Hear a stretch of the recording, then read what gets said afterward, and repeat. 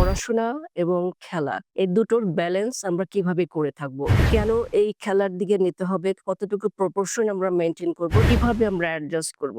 কিভাবে আমরা ব্যালেন্স করব? আসসালামু আলাইকুম।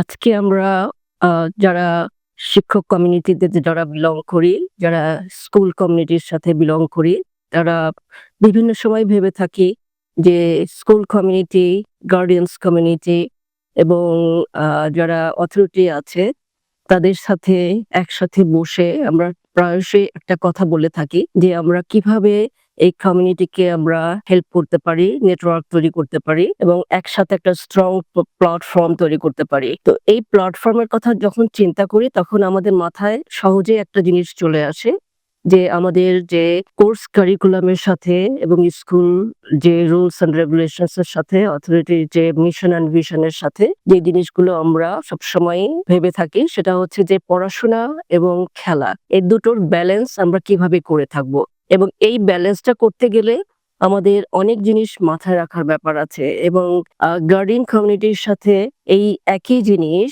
আমরা কিভাবে ব্যালেন্সটা করব, কতটুকু পড়াশোনা করব, কতটুকু খেলার দিকে আমরা নিয়ে যাব এবং কেন এই খেলার দিকে নিতে হবে, কতটুকু প্রপোর্শন আমরা মেইনটেইন করব, এই জিনিসগুলো আমরা গার্ডিয়ান কমিউনিটির সাথে আমাদের বসে আলাপ করে নিলে এই জিনিসগুলো অনেক সহজ হয়। যেহেতু আমরা প্রায়ই বলে থাকি যে আমাদের দুটো কমিউনিটি আছে এবং দুটো অর্গানাইজেশন আছে, দুটো ইনস্টিটিউশন আছে। সেটা হচ্ছে একটা হচ্ছে হোম ইনস্টিটিউশন আর একটা হচ্ছে স্কুল ইনস্টিটিউশন। এবং এই ২ টা ইনস্টিটিউশনের মধ্যে যেটা হোম ইনস্টিটিউশন সেখানে আমরা সবসময় বলে থাকি যে প্যারেন্টস হচ্ছে ফার্স্ট টিচার্স এবং সেকেন্ড ইনস্টিটিউশনে আমরা সবসময় বলে থাকি যে টিচার্স হচ্ছে second teachers. So first teachers and second teachers from 2 different institutions এটা একই প্ল্যাটফর্মে দাঁড়িয়ে কাজ করার যথেষ্ট স্কোপ রয়েছে এবং এই দুটো সাইড নিয়ে আমাদের ব্যালেন্স করার যথেষ্ট স্কোপ রয়েছে এবং এখানে ভাবনার কিছু ব্যাপার আছে। প্রায়শই যে কোয়েশ্চেনটা আসে যে আমরা এই যে স্কুলের যে স্টাডি সেকশন এবং স্কুলের যে প্লে সেকশন এই দুটো আমরা কিভাবে আমরা কম্বাইন করব? কিভাবে আমরা অ্যাডজাস্ট করব? কিভাবে আমরা ব্যালেন্স করব? সেই ব্যালেন্স গুলো চিন্তায় যদি আমরা মাথায় রাখি, এই চিন্তাগুলো মাথায় রাখতে হয় এইজন্য যে এটা আমাদের হেলদি অ্যাটমসফিয়ার তৈরি করে এবং এই জিনিসগুলোকে আমরা হেলদি স্ট্র্যাটেজি বলে থাকি, হেলদি এনভায়রনমেন্ট বলে থাকি। যে হেলদি এনভায়রনমেন্ট এর মধ্যে আমাদের ১ম যে কথাটা আমরা বলে থাকি সেটা হচ্ছে ম্যাজিক অফ চাইল্ডহুড লার্নিং যেটা হয়, সেটাকে আমরা কিভাবে wrapped up in plays এর মধ্যে নিয়ে যেতে পারি। তো এই চাইল্ডহুড লার্নিং এর যে ম্যাজিক গুলো থাকে, এই ম্যাজিকের জায়গাগুলো যদি আমরা বুঝে নিতে পারি, তাহলে আমাদের চাইল্ডহুড লার্নিং এর ব্যাপারগুলো খুব ইজি হয়ে যায় এবং এটা মোটিভেট করতে পারি আমরা, এনকারেজ করতে পারি এবং এটা একটা হেলদি ব্রেইন এবং হেলদি স্ট্র্যাটেজির মধ্যে আমরা নিয়ে যেতে পারি। এটা শুধুই আমাদের যেটা সবসময় বলে থাকি যে অনেক সময় মনে হয় যে sometimes you are wasting our time. অনেক সময় প্যারেন্টসরা এই ধরনের কথা হয়তো ভেবে থাকতে পারে যে আমরা যদি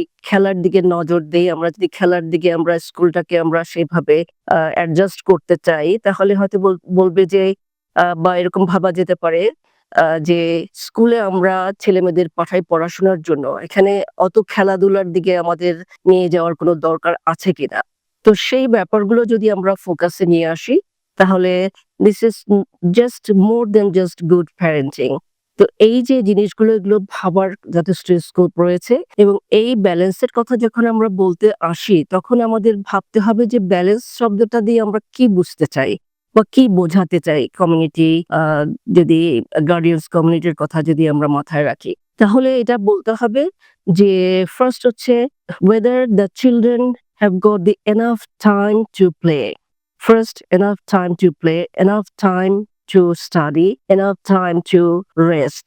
So এখানে enough time to learn and study এই যে কিছু শেখা এবং পড়াশোনা করা এটা যথেষ্ট সময় আমরা দিচ্ছি কিনা এবং দ্বিতীয় যে পয়েন্টটা হচ্ছে আমরা যথেষ্ট খেলার সময়টা দিচ্ছি কিনা এবং তৃতীয় যে পয়েন্টটা আমরা মাথায় রাখি সেটা হচ্ছে যে যথেষ্ট বিশ্রামের জায়গা আছে কিনা, মানে এটা রিল্যাক্স করার আমাদের স্কোপ আছে কিনা বা স্পেস আছে কিনা।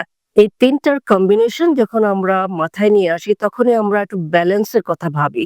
এই ব্যালেন্সটা না থাকলে আমরা সবসময় যে কথাটা বলি যে হেলদি ব্রেইনটা দরকার আমার বাচ্চার জন্য, সেটা স্কুলের কনটেক্সট থেকে হোক আর যে ফার্স্ট ইনস্টিটিউশন যেটা যে ফার্স্ট টিচার্স যারা প্যারেন্টস যারা ডিল করে সেই পয়েন্ট অফ ভিউতেই হোক না কেন দুইটা সাইড থেকে আমাদের মাথায় রাখতে হবে যে আমরা কতটুকু ব্যালেন্স করে আমরা বাচ্চাটাকে টেক কেয়ার করছি। তো এই জিনিসগুলো যদি আমরা মাথায় রাখি তাহলে যে ফ্রিকোয়েন্টলি আস্কড কোয়েশ্চেনস গুলো যেগুলো আমাদের মাথায় আসে, প্রথম কোয়েশ্চেনটা আসে এইভাবে যে আমরা কি পড়াশোনার ফাঁকে ফাঁকে খেলবো, নাকি খেলার ফাঁকে ফাঁকে আমরা পড়াশোনা করব, নাকি আমরা দুটোর মধ্যে একটা সুন্দর হেলদি ব্যালেন্স আমরা মেনটেন করব। তাহলে এইটুকু আমরা বলতে পারি যে ব্যাপারটা এইরকম করে ভাবা উচিত না যে আমরা পড়তে পড়তে অনেক টায়ার্ড হয়ে গেছি, যে তার ফাঁকে একটু খেলা দরকার, রেস্ট দরকার। এটা একটা আসপেক্ট হতে পারে। আর একটা হতে পারে যে অনেক খেলা হয়ে গেছে, ঠিক আছে, ইটস টাইম ফর স্টাডি, আমরা তাহলে একটু পড়ার টেবিলে আমরা বসিয়ে দেই, তাহলে এবার একটু পড়ার সময় হয়েছে।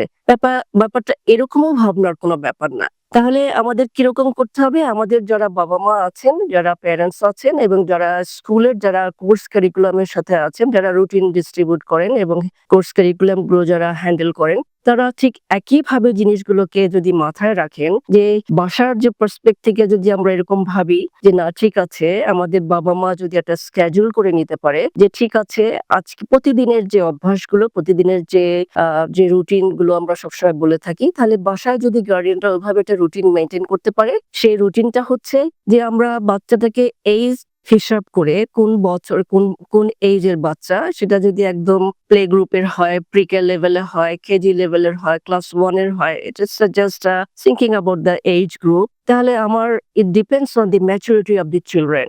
ব্যালেন্স করার যে ব্যাপারটি, এই ব্যালেন্সের ব্যাপারে যেটুকু কথা আমাদের হলো, এই বিষয়টি বিভিন্নভাবে আমরা পরবর্তী পর্যায়ে আরো বিস্তারিত আলোচনা করবো ইনশাআল্লাহ।